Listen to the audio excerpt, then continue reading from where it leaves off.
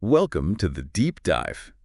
Okay, so today we're getting into a really pivotal moment for leaders. Yeah, it's that specific point where the focus shifts, right? Exactly. It stops being about um, what's the plan or what's the strategy. And it becomes much more personal, like who around here can I actually trust? Right. And this isn't just about, bad numbers on a report. It's deeper. It's often a gut feeling, an unease, even when the metrics might look, well, decent. And our source material really highlights this tension. It talks about how things look okay, data's fine, maybe teams seem aligned, But the leader picks up on subtle things, avoided eye contact maybe. or those silences in meetings that just go on a bit too long. Exactly, that feeling of, uncertain loyalty floating around. It raises a question for you, listening. That have you ever felt that disconnect when everything should be okay? Yeah, that nagging feeling.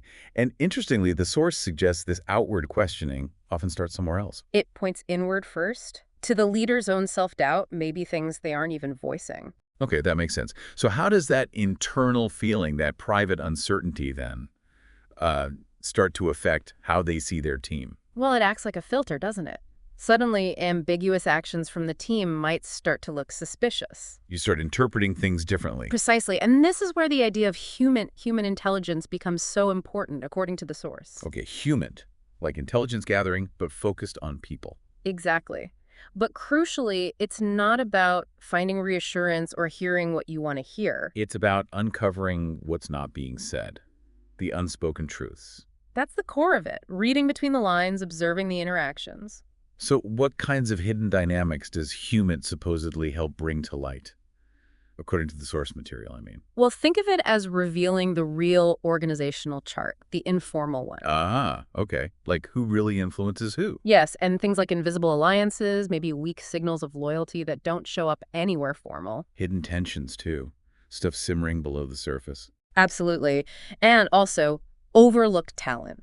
Or maybe talent that someone somewhere is subtly suppressing or fears. These are the critical human factors underneath the official reports.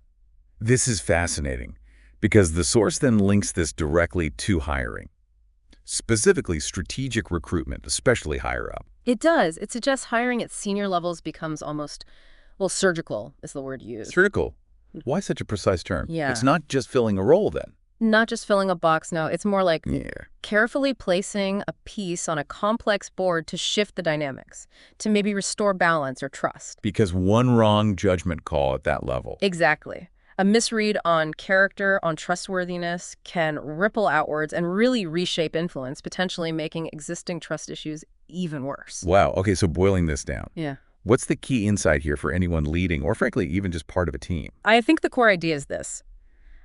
A leader's real power in these tricky situations lies in knowing who they can actually confide in. And not just for a pep talk, right? Not for comfort, no, but for clarity.